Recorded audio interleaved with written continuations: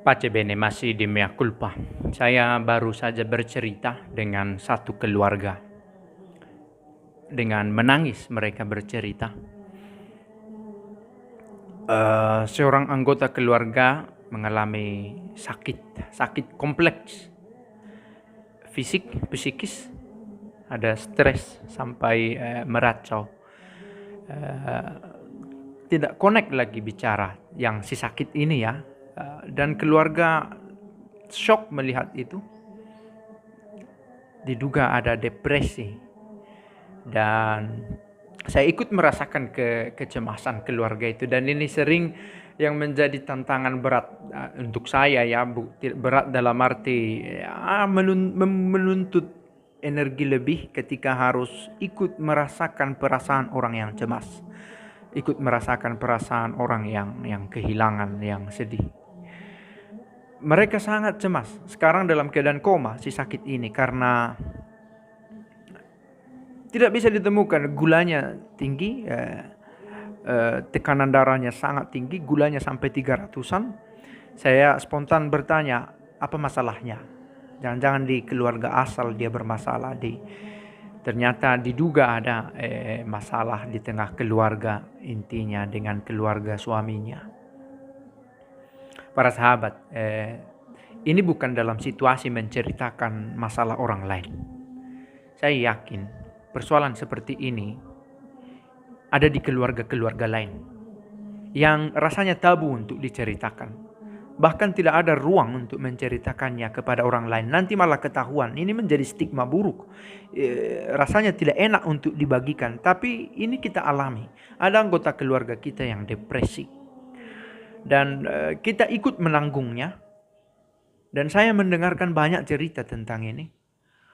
Dan ini jauh lebih menguras banyak energi daripada membuat video-video semacam ini. Karena secara emosional kita terlibat. Maka, apa yang bisa saya lakukan? Saya tidak ahli psikologi. Sekalipun ada dibekali sedikit untuk itu. Tetapi bukan bidang saya untuk membuat konseling, sekalipun banyak bercerita, tapi mendengar cerita-cerita itu. Toh kita butuh berdoa. Saya bukan orang yang benar-benar seperti yang di video-video lain bisa dengan lantang suaranya berdoa, membuat rumusan-rumusan yang elok. Tapi karena tugas, karena peran imamat yang melekat dalam diri saya, akhirnya diberilah doa. Dan itu adalah pemberian terbaik yang bisa saya persembahkan, yang bisa saya berikan. Para sahabat, mana tahu ada di antara kita, mana tahu ada anggota keluarga kita juga mengalami hal serupa, mengalami depresi, tetapi rasanya tidak ada solusi. Malah ada solusi yang pernah viral itu menjadi, dan secara moral itu tidak dibenarkan, memasung atau malah mengikat atau malah mengasingkan, mengisolasi. Tidak ada kesembuhan di sana selain menambah persoalan atau malah menggeser persoalan, tidak menyelesaikan perkara. Pertama saya katakan keluarga kiranya tetap tenang. Sebisa mungkin, meski tak gampang, kita panik, kita gelisah, kita cemas, kita bingung, tidak tahu menghadapi situasi. Ada anggota keluarga yang depresi, meracau, kita tidak terima, sedih, prihatin, sedih rasanya. Tapi selalu ada harapan kalau kita berdoa. Saya tadi bercerita dengan putri yang sakit. Dia pun menangis, dia meminta saya untuk berdoa baginya. Dia syukur, dia berlari kepada Tuhan. Ini bukan video untuk menebar kesedihan, tetapi menebar harapan bahwa doa bisa membantu kita. Doa bukan terutama akhirnya kita memperoleh kesembuhan, itu kita inginkan, tetapi kita bisa juga kuat ketika ada yang sakit. Harapan kita begitu. Para sahabat, semoga ini satu sharing singkat, saya pikir pengalaman real saya alami ini. Saya video call juga tadi dengan keluarga itu. Melihat kesedihan itu benar-benar mereka rasakan. Mana tahu ada di antara kita mengalami hal serupa.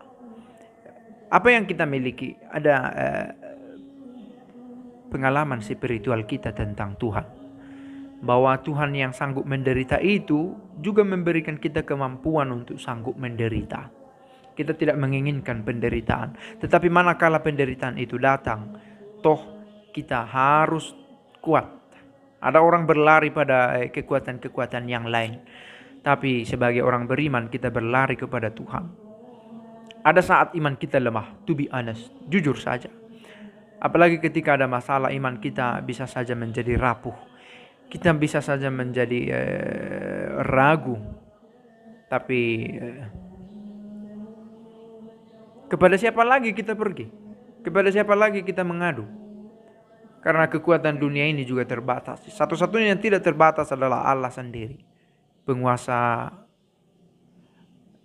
surga dan dunia. Penguasa alam yang hidup dan alam yang mati.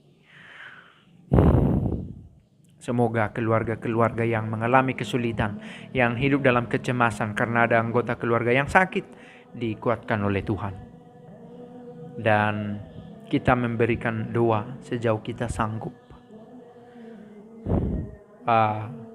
Demikian video ini singkat, mana tahu bisa